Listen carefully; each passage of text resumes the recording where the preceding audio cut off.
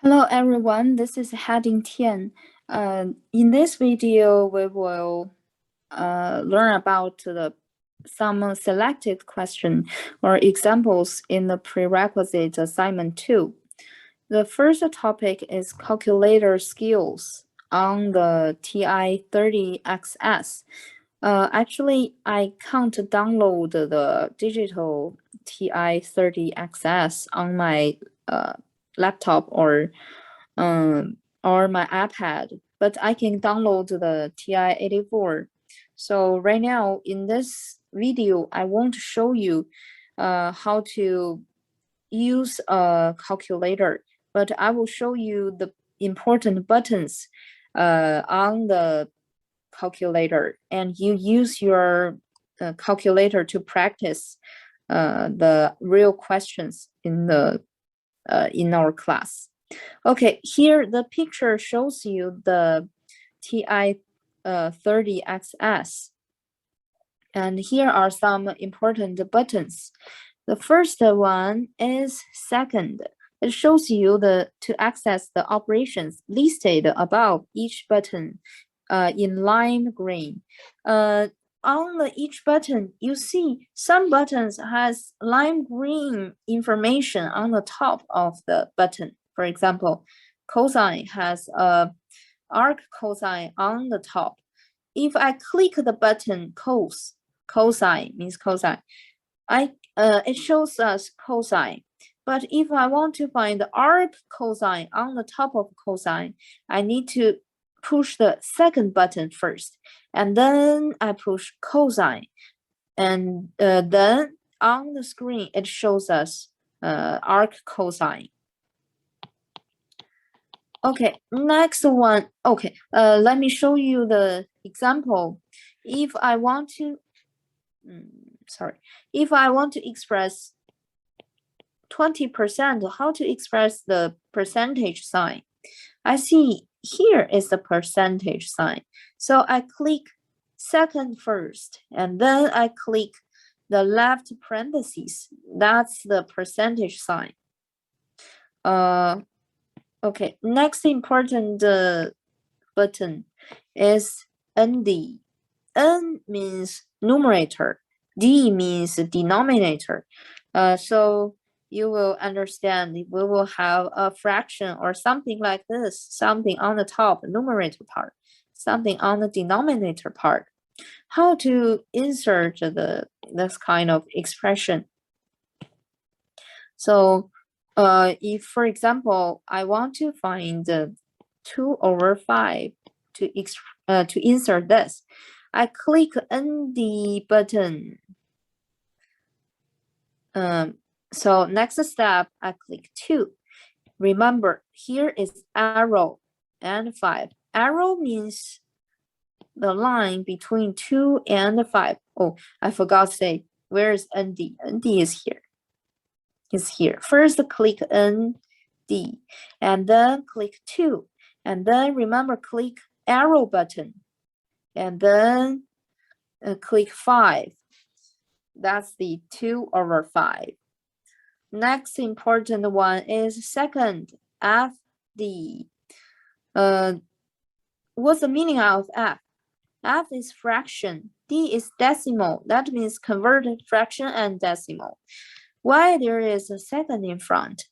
Because here, FD button is a lime green. So if I want to click FD, I must click second and table button, and so I can get FD and convert the fraction to decimal, convert decimal to fraction.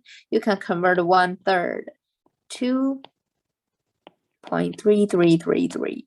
So you use your calculator to convert this. Next one is raises a value to a specified power. For example, if I want to raise 3 to negative fourth power, for example, 3 to the negative 4. How to insert this? First, I click 3. I click 3, and then I click this button.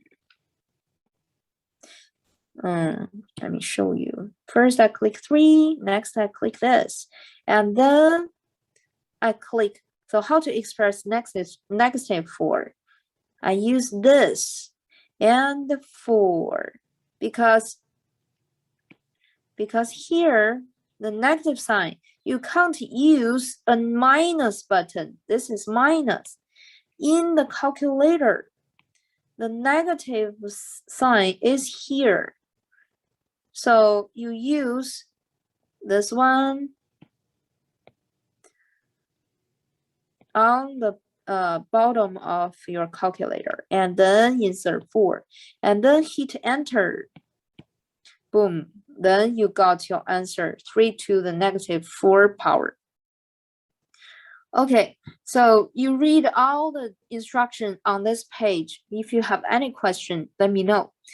Next page is when simplify algebraic expressions, we must adhere to the order of operations, which is PEMDAS. PEMDAS. P is parentheses, E is exponent, M is multiplication, D is division, A is addition, S is subtraction. What's the meaning of that? If you want to compute an expression, how to order your operation? So parentheses goes first, then exponent, then multiplication, then division, then addition, then the last one is, the last two is addition and subtraction. Does your calculator follow the order operations? So let's see. If we have this operation, what's the order of, what's the PEMDAS? So there is no parentheses and no exponent. So we do the multiplication division. So this goes first. This goes second. How about addition? Because there is another division here. So I put number 3, the order of 3 here. And then I put 4 here. Then this is last step I need to compute. So when you compute it, first follow the first step. 6 times 4, which is 24, and bring down rest of these. So 24 divided by 12. This is my second step. So the result is 2. And next, what's the next? Should be this part. So I need to calculate 72 divided by 8, which is 9. And then I can do the addition and then the subtraction. The final answer is 2. If you don't follow the PEMDAS, you won't get the correct answer 2. If we just insert or enter all of this expression in our calculator, does our calculator follow the order of operations? I mean, follow the PEMDAS? Yes, because our calculator is very smart. It can identify which one goes first, which operations goes first. So don't worry if you enter all of the expression in it, and they will give you the correct answer. The next page, some examples. For example, the first one here, we have a expression here. So the question is asking you, this expression contains 6 operations. List them in PEMDAS order. So which goes first? Parentheses, then exponent, and multiplication, division, and addition, subtraction. So parentheses go first, but you don't need necessary to write parentheses there. You just say the operation in the parentheses. So after we know parentheses goes first, and next is exponent. So I can say square 5. Oh, sorry. Yes, square 5. This is our first step. And how about the next step? Multiplication is multiply by 3.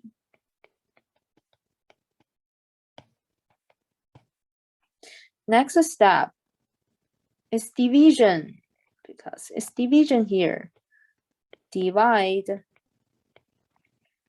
by 15.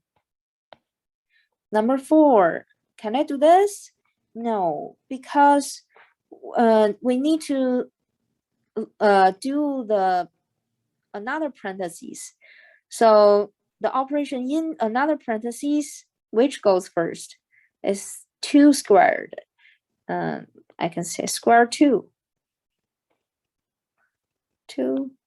And next step is minus 5 minus 2 squared. I can say subtract.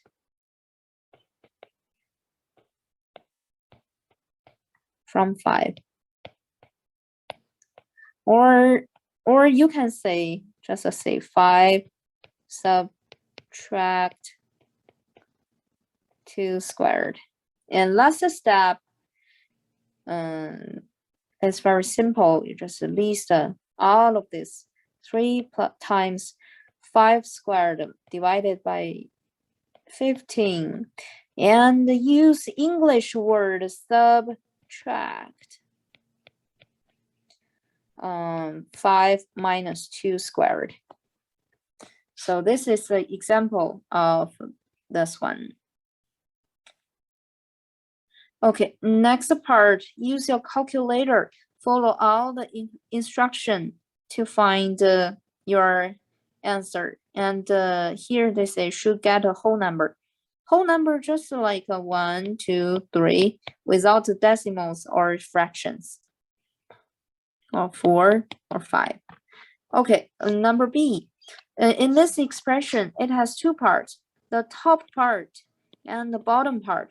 So we need to compute separately. The top part, you can choose top part. The numerator goes first, and then the denominator goes second. Okay, so in the top, on the top part, we have 16 plus 4 cubed. So exponent goes first, which means I can say cube 4. You can also say 4 to the third power, or you say raise 4 to the third power. Second step is addition. Add 16. Next one, so we need to move to the bottom. It's the denominator part. The exponent goes first. So I can say raise -3 to the 4th power. Number 4, next one is subtract 66. Number 5, so 16 plus 4 cubed. Divide by -3 to the 4th power minus 66. Sorry. This is the example. And here, just follow the instruction. Enter this information in your calculator to find the answer. And here you should get a decimal. And use this instruction to find the fraction of the decimal number. Okay, next part. Oh, it's another way. Use this way to enter the fraction.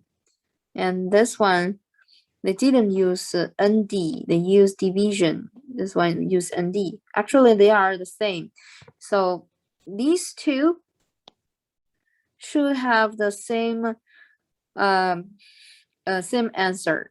I mean, here decimal and here decimal should be the same. Fraction here should be the same. Okay, let's see number C. Oh, you should do it by yourself. Okay.